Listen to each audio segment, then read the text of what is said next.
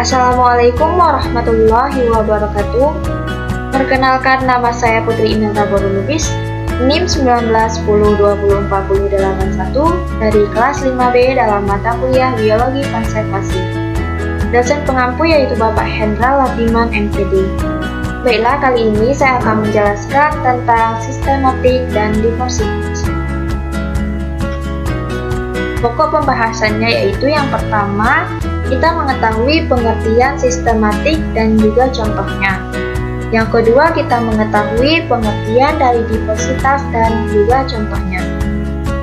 Lanjut, kita akan menjelaskan tentang pengertian sistematik dan contohnya. Sistematika adalah ilmu yang mempelajari keanekaragaman kehidupan di bumi, baik pada masa lalu maupun sekarang, serta hubungan antara makhluk hidup sepanjang sejarah. Hubungan tersebut divisualisasikan dalam bentuk pohon evolusi. Cabang ilmu ini sangat terkait dan bahkan kadang dianggap sinonim dengan taksonomi. Sistematika biologi merupakan cabang biologi yang mempelajari sistem klasifikasi dan nomenklatur dari organisme. Kata sistematika berasal dari kata lain, yaitu sistema, yang artinya urutan sistematis dari organisme. Sistematika biologi mempelajari apa yang mencirikan suatu spesies dan bagaimana spesies tersebut saling berhubungan seiring dengan berjalannya waktu. Oleh karena itu, sistematika dijadikan dasar dari evolusi kehidupan. Contohnya terdapat pada gambar di PPT tersebut. Bisa kalian lihat.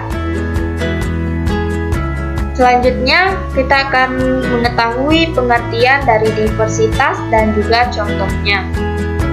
Diversitas atau keanekaragaman adalah semua kumpulan benda yang bermacam-macam, baik ukuran, warna, bentuk, tekstur, dan sebagainya. Hayati yaitu menunjukkan sesuatu yang hidup. Jadi keanekaragaman hayati ini menggambarkan bermacam-macam makhluk hidup, organisme, penghuni biosfer. Keanekaragaman hayati disebut juga yaitu biodiversitas. Keanekaragaman atau keanekaragaman dari makhluk hidup dapat terjadi karena akibat adanya perbedaan warna, ukuran, bentuk, jumlah, tekstur, penampilan, dan sifat-sifat lainnya.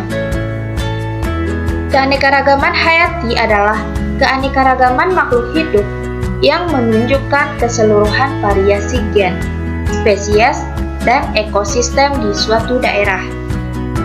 Ada dua faktor penyebab keanekaragaman hayati ini, yaitu yang pertama faktor genetik dan yang kedua faktor luar. Faktor genetik ini bersifat relatif konstan atau stabil pengaruhnya terhadap morfologi organisme. Sebaliknya, faktor luar relatif stabil pengaruhnya terhadap morfologi organisme. Lingkungan atau faktor eksternal seperti makanan, suhu, cahaya, matahari, kelembapan, curah hujan, dan faktor lainnya.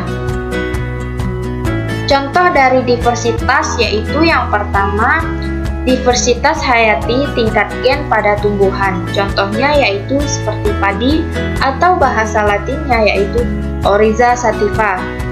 Dengan varietas padi rojo lele, padi ciherang, padi ciliwung, dan lain-lain. Kemudian mangga atau bahasa latinnya yaitu Mangifera indica. Dengan varietas mangga aromanis, mangga mana lagi, mangga golek, dan lain-lainnya. Yang kedua yaitu contoh diversitas hayati tingkat spesies pada hewan.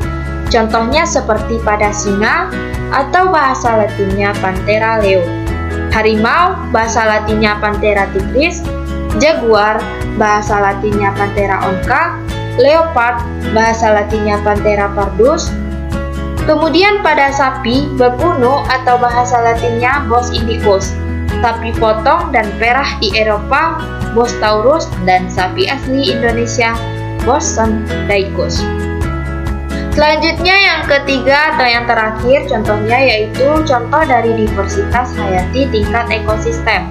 Contohnya yaitu seperti pohon kelapa, banyak tumbuh di daerah pantai. Pohon aren tumbuh di pegunungan, sedangkan pohon palem dan pinang tumbuh dengan baik di daerah rendah. Mungkin hanya itulah yang dapat saya jelaskan kali ini di video ini.